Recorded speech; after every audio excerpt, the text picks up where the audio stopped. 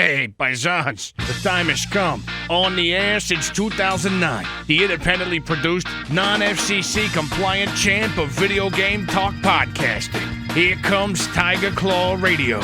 Here's your host, Critical Failure. Oh yeah. Welcome everybody to Tiger Claw Radio. This is your host, Critical Failure. It's the first episode after Halloween. Last night was Halloween. I hope you guys had a good time. Those of you with kids, I hope they got out and did some trick-or-treating, whatever it may be. If not, I hope you watched some spooky movies and did your thing. This week, we're going to talk a little bit about roguelikes. I got like a 15-minute rant thing that I recorded a couple days back. Halloween sales, very short-lived, but they're here. They end today, so by the time you're listening to this on Steam, they're probably over. Bought a bunch of stuff there, got some of that to talk about.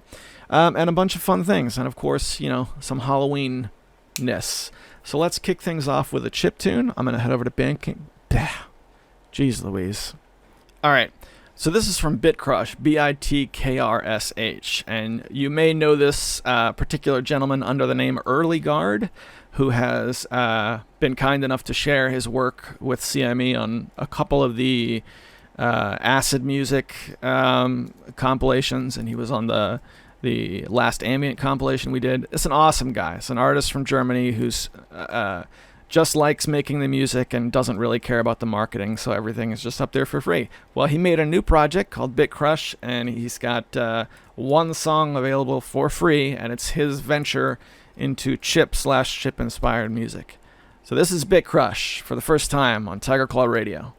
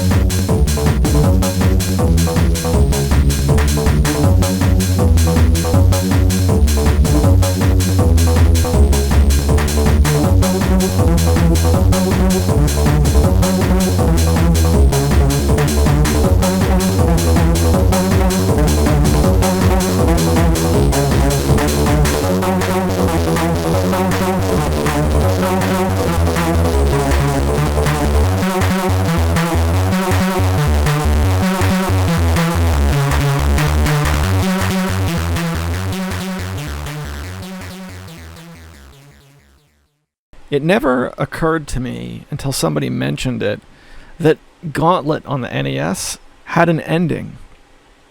And I don't know why. It's not like it's the only NES game that has one. But I played the old school Gauntlet on NES quite a bit as a kid. Not a ton as an adult. It wasn't one that I really went back to a ton. But we never did beat it. We got really far, and we put a lot of time. And when I say we, I'm talking about me and my, two of my older brothers, the two that played Nintendo with me. And I remember one time when I was a teenager, one of my older brothers going, you know what? We should put Gauntlet in and just don't stop until we beat it and play it every day. And I was all about it, but we never actually did it, and I was really let down. So I looked it up and saw the ending. It's pretty good. It's pretty good. It's no Super Mario Brothers 3. It's no Star Tropics. It's no Castlevania. Pretty good ending. What was the note that I was given? Yeah. You need to get to level 100 and find the password to fight the three-headed dragon. I remember the password. Right, you go through the special boss stages, and if you find the secret in that stage, then you get the letter, right? And if you don't, then you make it to the next level, but you don't have the letter. So what happens is at the very end of the game, it asks you for a combination. And these days, you can just get, game FAQs and whatever. It's no big deal. But this was a game that we played, in the era where that wasn't an option. And we actually had like a notebook full of notes that was like, all right, here's this letter, here's that letter. Here's CF's passwords, here's my older brother's passwords, whatever. And, really tried to get through the game. It was the only game I can ever remember, like, we actively used one of those How to Win at Nintendo games books. It's these paperback books that were around back in the early 90s. Well, we actually used one of those to get a password that went to the end. Now, we couldn't actually beat the game, but we technically did get the password at some point. So I went to YouTube, because it's been 30 years. I went to YouTube and I looked it up and I watched the ending. And now I can finally put that chapter of my life to rest. Gauntlet now stands as a standard of maze running games. When I play games like Hammerwatch and whatnot, really good game, but now I have that standard. I can say this is like Gauntlet, only worse. In other news, since I've been trying to bring CME back to life, that's the record label Community Modular Electronic, it occurred to me that there was another project that Hemrock and I were talking about probably like a year plus ago. We were going to put together a 3 1/4-inch floppy disk magazine. Shareware, Jetpack levels, just different things that you could play, mashed into a 3 1/4-inch floppy disk, 3.5-inch flop, and then distribute it that way. And, we'd make like 10 copies or something like that, something that's only distributed to a handful of people. But this was the way that software... Well, one of the ways that software used to really be distributed, because I remember my dad having a bunch of these. And if you go to archive.org and, you look up DOS programs, you'll find them, such and such the big blue disk of shareware and whatnot. So I have been meaning to make a new implementation of DOSBox on my computer. That's something I've been wanting to do for a while. Because I really enjoy DOS, and I know that my DOS videos do well over time. So I started an implementation that centers around stuff that could go on a disk like that. Games that are really, really tiny, as well as programs I can use to generate new content, because that's a thing too.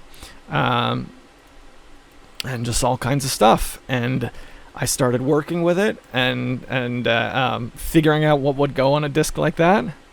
And I'm having a great time. So some of the stuff that I've come up with is, of course, Pinball Construction Set was a thing back in the day.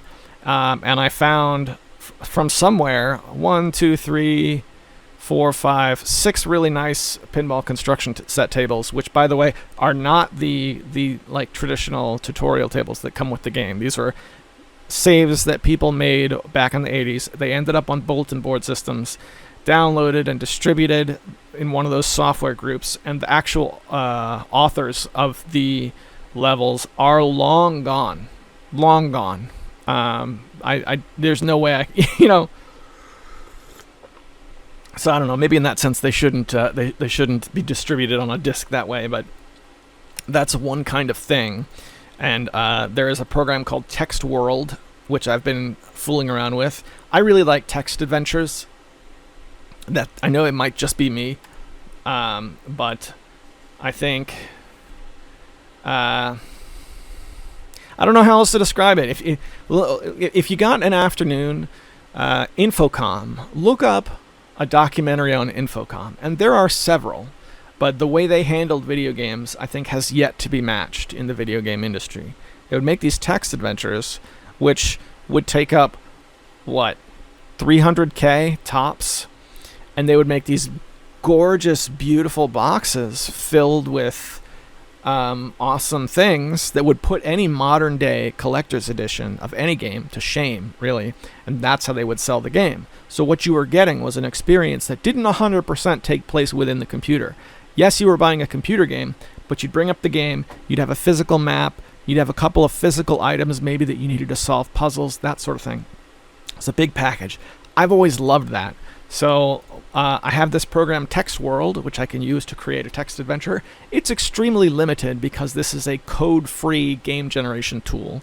But I've been working with that. That's been a good time. I also have been poking at QBasic a little more because, let's face it, if I wanted to make a text adventure, probably the best way to do it and have it take up the least amount of space would just be to code it myself from scratch. And since it's a command prompt type thing, I can't imagine it would be that hard. So that's been pretty cool. I made a little text adventure where you're wandering around on a spaceship collecting items, trying to get off the ship. Nothing that I'll release, but just a test sort of project with a few different rooms and a few different things you can interact with to make sure I can do it.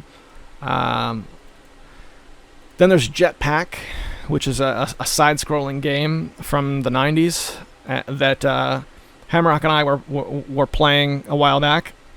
The thing that sets Jetpack apart is that it has a built-in level editor, and it all takes place on a single screen. So you're building something more akin to like Jumpman on the Commodore 64.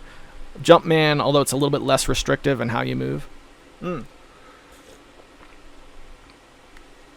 And we would build levels. Hemrock built a couple levels for the Christmas edition, and I have a big pack of levels that I used to have available on my website back in 2005. I uncovered those and collected them, and I started playing through them again. I might generate some new Jetpack levels. That's another thing we could put on a disc. And then this is another thing I thought was cool.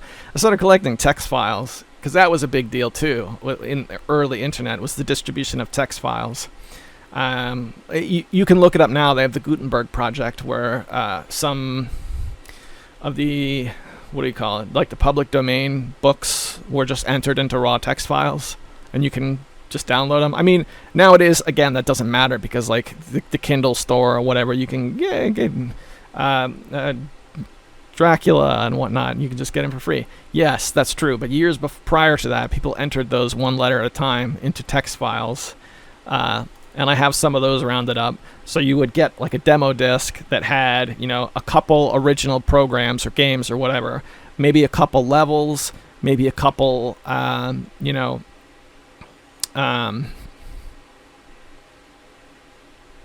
maybe a couple games that are just like small but free to distribute, because that's the thing too. Not every game was a commercial game in those days.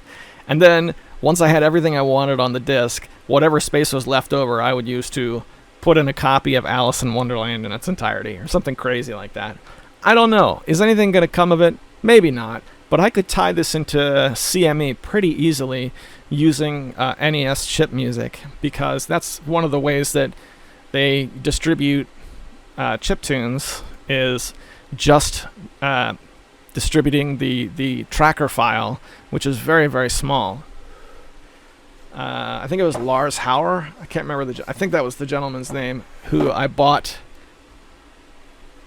a 3¼ inch or 3.5 inch floppy filled with music, and that's how it was done. So yeah, those are small enough that you could take a disc, with 1.44 megabytes of usable memory, and you could put that alongside of a couple other games. My last idea was to include like a well-known game that's free, but the thing is, it would come with a high scoreboard of mine, and like I could pass that around the Discord, and we could all like play and put our high scores on it, like maybe a copy of Rogue. So the the disc would come with Rogue, which is by no means rare. But when you end the game, the Hall of Heroes would be like, you know, our hall that we built by passing around the save file. That's another weird idea. And I can think of a couple games you could do that for. Tetris is another one. There was a game called Nyet, N-Y-E-T, which was a Tetris implementation. Very, very small. But we had a scoreboard that, you know, stretched decades and decades. And I found my old copy of that has scores going back to 2014. So those are some weird ideas. Eventually we're going to run out of floppy disks to get a hold of. But that's kind of a fun thing that I think would tie into some of this. And then, how does that tie into Gauntlet? Right. I got into Gauntlet from we were talking about roguelikes, right? I got into traditional roguelikes, and where Gauntlet fits in the picture. And while I was clicking around and checking things out, I got into this game Angband, A-N-G-B-A-N-D, which was another thing that Hemrock recommended a while back. And I got Angband working on my old, new/old desktop, and I've run through it a few times. That is a really robust game. There's a lot to it. You play through that game, and when you die, it will generate like a tome of your character, including their history, the milestones during the game, things they picked up, you know, passing levels, things they fought. Pretty neat. So that game, as it turns out, is a really old project that's been around since the 80s. It's been forked a couple times, and it's not the same developer as it was back then, but if you go to the Angband website and you go through their update history, every past update still has the old builds available. So if you go back far enough, sure enough, there's an MS-DOS version of Angband. So yes, you can snatch that up and put it alongside Jetpack levels and whatever on a fun disc. So that's another thing. I've been collecting fun stuff that could go on a disc like that. So that was my latest weirdo project thing that will probably only become partially realized. But fun stuff to do with that old computer. By the way, Civilization 2. I got Civilization 2 working on that old computer. All it needed was the Windows 10 patch, because despite being old and slow, it's still just a Windows 10 machine, and there was an operating system incompatibility, which was taken care of with this patch. So I started playing. I'm pretty sure it's an old version of Hemrock's scenario that he made. Hemrock made a scenario for Civ 2 Gold Multiplayer Edition called Steam, as in like steampunk. And I started playing through it as the Exotics, which is basically like a handful of sea monsters that just troll the ocean. Clearly designed not to be the played character, but these deeply written scenarios for Civ 2, you gotta play them to figure out who's what and what their role is. So that has been fun, because it's clearly not just like a map that's been drawn with a few extra sprites. Like, there's a lot to it. So yeah, Civ 2, it's good stuff. I have to dig up the most current version though, because I pulled that one out of my Gmail, and it was like version 0.7, and he's released it since then, so I know there's a more updated version. But if you have Civilization 2 Multiplayer Gold Edition, there's the old scenario. It's good stuff. And I bet it could fit easily on... No, I don't know if it could fit on a 3.25 inch or a 3.5 inch floppy disk. Let's see how big it is. I don't know. I'll get back to you on that one. Alright, listen to this. You hear that sound? That is the sound of the old computer from the thrift store. It's the CD drive spinning. I did get Civilization 2 to work, but the CD drive is just so loud. I think I'm gonna have to figure out. Like, I know there's a virtual drive I can get where I can rip it to an ISO and run it internally that way, but that's just funny. That's just funny. All right. So we're gonna go back to Bandcamp and listen to another chiptune, particularly from Gwem, GWEM. Has a new album out that came out on the 30th, day before Halloween, and it's free. So this is a name I recognize from way back in the day. So I'm actually really excited about this. But first, let's take a minute to thank the sponsors. This is a Patreon-sponsored program, and to them I offer early access to the show when I can. Again, I flubbed it this week. Monday Night Morrowind, that's a thing. But most of all, I like to read their names off in a hall of distinguished gentlemen, as is the tradition here on TCR. And they are Hemrock, Tecmoballs, Darabka, and Eric Kentroller. Thank you guys so much. I hope you're enjoying the party. And with that, here's Gwem on Tiger Claw Radio.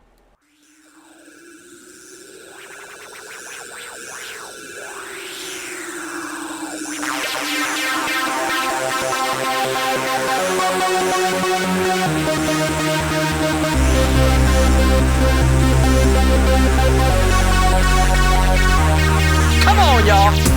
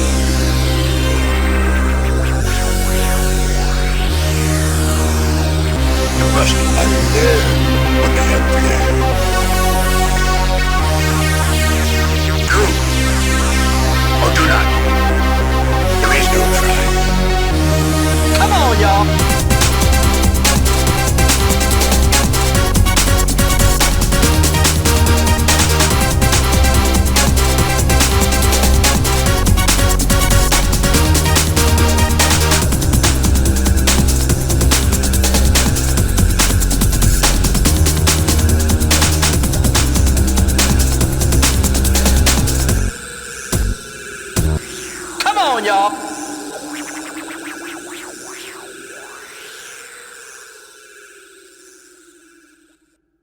25 minutes in. Before we get back to the fail bag, etc., let's do the old on the desk segment. I don't have any game. Do I have any games on my desk? I just went through cleaning everything up in my office. You understand? All the table space, synthesizers and stuff have been everywhere. I spent some time trying to get everything in order. primarily so that I could play games that require the use of external hardware. I got these beautiful arcade sticks. They never get used. I ended up getting rid of my driving wheel kit because it just wasn't getting used because at the time I didn't have the space for it. I want to be able to use some of that stuff that I still have, so I cleaned everything up. However, what I do have on my desk are a few animes. Never been much of an anime guy, but I decided to get on eBay and just look and see, what DVDs were going for really cheap. This is something I do. I'll just look up what DVDs are for sale, and then I'll sort it by cheap and see what's getting pennied out. Well, there were a couple of anime DVDs that went for cheap, which you don't see much because there's usually a premium on that stuff. It's part of the reason why I never really got into anime. But thought I'd give it a shot. I remember being really into anime in the mid-90s when I was a kid. Sci-Fi Network back in 1995, they used to put on Saturday morning anime. And my favorite movies were Tenchi Muyo in Love. I really liked Vampire Hunter D.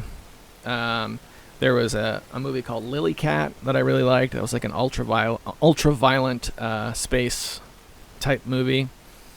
And Dominion Tank Police was pretty cool too, although I only ever saw the first part. So what did I actually end up with? Noir, The Firing Chamber, which I bought disc only for $1. That's actually in my machine right now. I had to pop open the disc drive so I could take a look. I watched all of about 30 seconds of it. And I was like, I'll watch this later. .hack/Roots, which I picked up for $2. This one was funny because it was unopened, and it came in like a really big, almost like a collector's edition box set. And I opened it up, and it had like a cell phone case that came with it, but it was like a flip phone case that said .hack on it. That's pretty funny. So that I haven't watched. Die Guard, DAI Guard, Terrestrial Defense Corps, Hostile Takeover. I can't remember how much I paid for this, but there's no way it was a lot. Because it looks like a Robotech clone, to be perfectly honest. And speaking of Robotech, The Shadow Chronicles. Yeah, I got that disc only, also for $1. So that should be good. And this one I'm really excited about. Hellsing, Search and Destroy.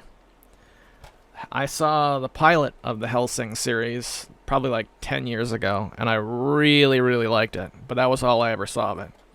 So this is... Which one is this? Give me a second here. Episodes 7, 8, and 9. So here I am jumping in the middle of the series. But that's alright. It was cheap. I'm going to take a look, and I'm able to, give it a try without having to pirate anything, which really was the point of all this. I wanted to give anime a try without doing anything, downloading anything I shouldn't, per se. So we'll take a look and see what comes out of it. Probably not. I don't see myself becoming an anime guy overnight at all, to be perfectly honest with you. But we'll see, In terms of video games, I mentioned at the top of the show that the Halloween Steam sale went underway, and it is, at the time this is being recorded, it is 12:57 Eastern Standard Time, which means the sale ends in 3 minutes. So I'm gonna take a quick. I shouldn't buy anything else. I must have a list open. Where's my? Give me a second. Let me pull up my account details. View purchase history. Yeah, here we go. I bought race.a.bit,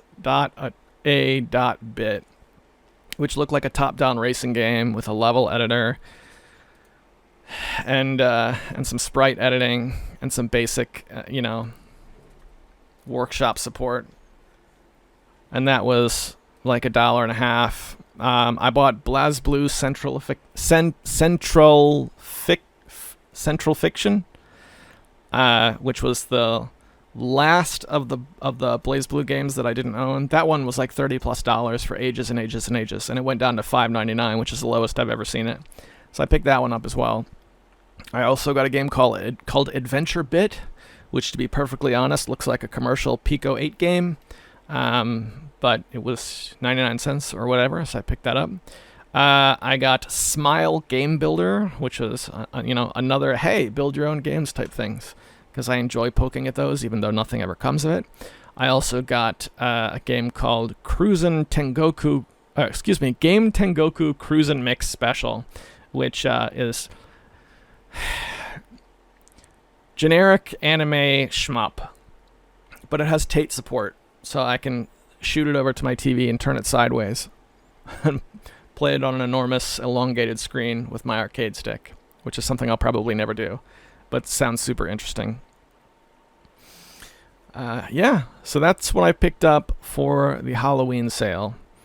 Race a Bit looks promising, and the rest is just, piddle paddle here and there and whatnot. I don't imagine any of that other stuff is really going to come up on the show too much in the future, but you never know. I've been surprised before, and that's one of the reasons why I still take the plunge every now and then.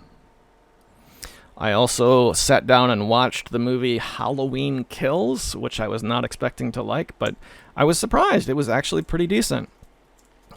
Nothing to write home about. It's not going to win any awards, but the Halloween series with old Michael Myers, this is one of those things where they had some bad movies in the Halloween series. At one time they had Busta Rhymes doing Kung Fu and stuff like that. It is bad, man. So it's nice to see them make watchable movies. A lot of people didn't like the last one that came out. I really, really did. And this is a direct sequel to the last one. So, it's pretty good. It's pretty good. It's just more scary movies. Spoiler alert: some people get killed. It's that's the thing. But yeah, that's about it.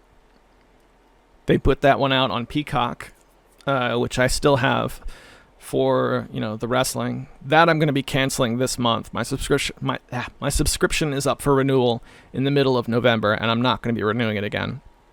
I initially bought into that for the WWE coverage, and to be perfectly honest, it's not good. You don't get to watch. You can't stream in the latest episode of Raw or SmackDown until they're a month old. So I settled into watching NXT. Because it would go up on, for streaming the very next day. But then they just gave NXT like a big overhaul about a month back, and I really hate it. So I think it's time to cancel the old subscription. But you never know. Maybe I'll pick it up again in the future. All right. That said, let's head over to the old channel dashboard and see what's up. See what we got in terms of comments this past week.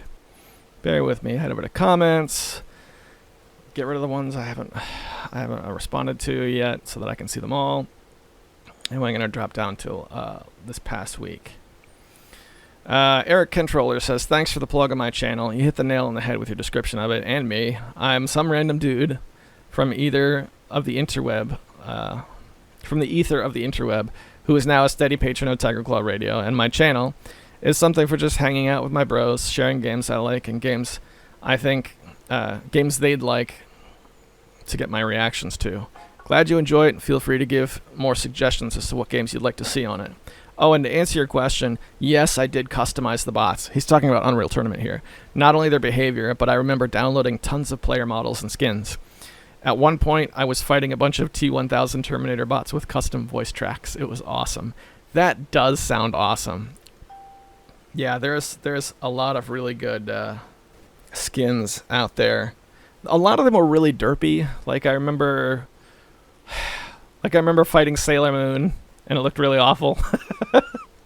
There was a really good skin of Lele from Darkstalkers, the ghost lady with the great big giant metal claw hands. And I remember the voice packs were usually hit or miss as well, but I would just go with it anyway. Yeah, it's cool.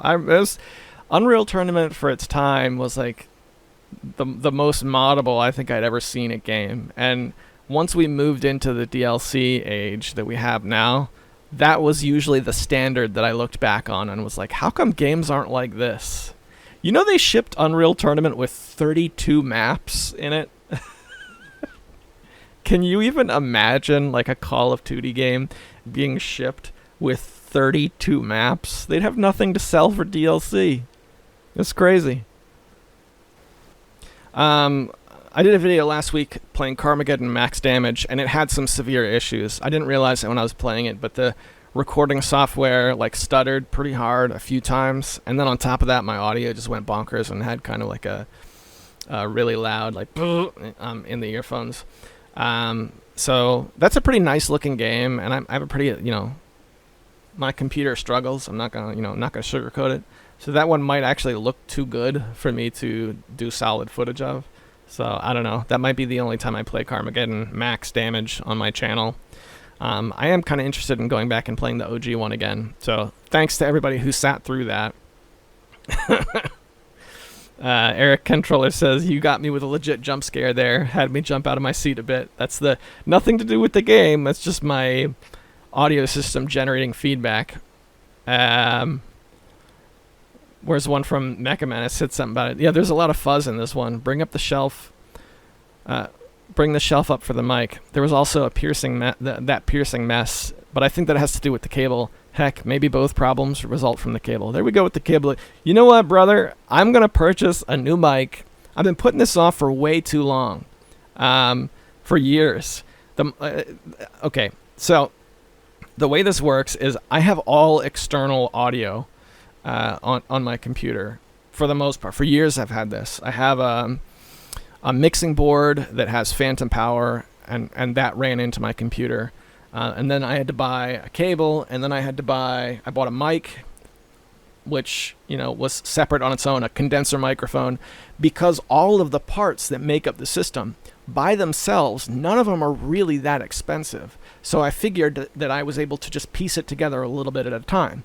And that really did work. The most expensive part being the mixing board that I bought was like $75. And even that is not that bad. I eventually got rid of the mixing board, and I replaced it with a traditional audio interface from Behringer, which is a little cheaper. That's like $50. That's definitely the way to go. I still have the mixing board, but I use that for like my synth stuff now. It doesn't really do anything on the podcast.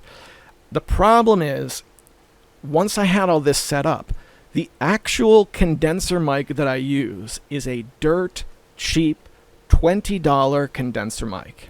So Swingle has been telling me for almost just as long, dude, spend $50, get a condenser mic that's worth its salt. You've had a Patreon forever. The listeners have already paid for it. Brother, it's time.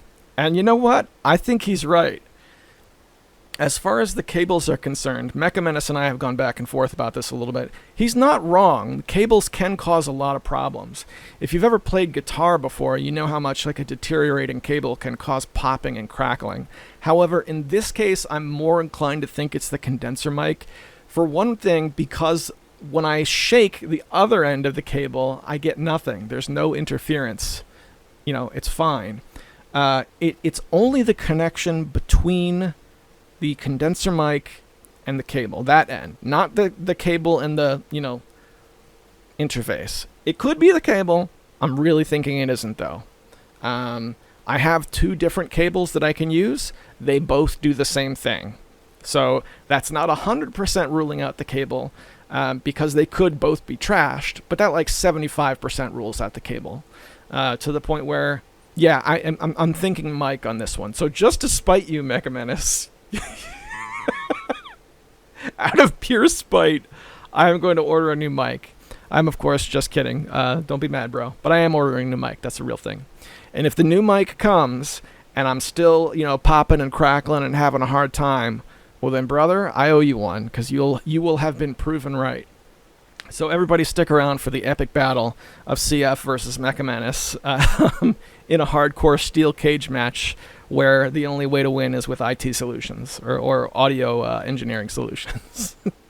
Let's do some more video comments, because there wasn't much on TCR this past week. I did a video on Curse of the Lich King for Pico 8. What did Eric write on this one? Give me a second, let me drop back. I was unaware of the Pico 8 before this video. Thanks for sharing. For some roguelikes, I suggest Delver and Balroni on Steam. They're both relatively newer games, but they are very faithful to the rogue-like action that lovers of the genre expect. It also might interest you to know that Balroni is multiplayer. I will check those out right now. Delver, I've seen, and it looks pretty good. Wait, hold on a second. Isn't Delver, isn't that like a first-person thing? Hang on a second. I'm headed over to the Steam. Now that the Steam sale has been over for 10 minutes, let's go take a look. Excuse me. Delver's on my wish list already. I do know this game.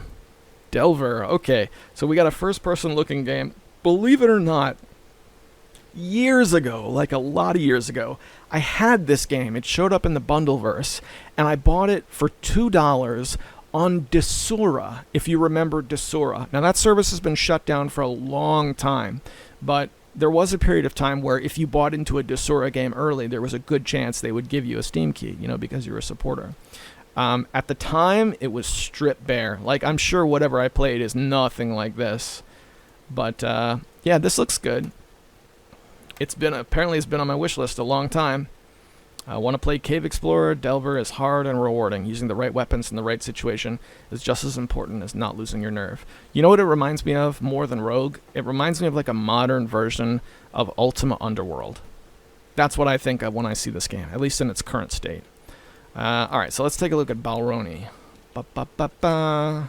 Balroni. I can't help but think of baloney. Can we call this game baloney? Oh, there's no L. It's Baroni. Okay. Barony? Oh dear. Alright, give me a second. Let me pause this so I can watch this trailer. Okay, so I watched first of all, good pick. This looks really good. I have this on my wish list now. If I can get any of my bros in on this is like an insta-buy for me. I wouldn't say, like, when I think of a roguelike, because I like the old, like, dirt old man games, this looks more like a really solid, I hate to say it because I feel like this is undermining it, but this looks like a really solid, like, mod for Minecraft, almost. Like that style graphics, but with first-person, roguelike type stuff, like another Ultima Underworld type game. My kind of game, for sure. Don't get it twisted. This looks good. But last week when I was into doing traditional roguelikes, I'm talking like top-down, you're looking at tiles on tiles. But this looks dope, man. Barony. $15 regular price. I think I was... shoot, I would have bought this too. I have the money. I would have. Jeez, criminy. Let's go see. It has workshop support. I love games that have workshop support. Let's see what the workshop actually offers.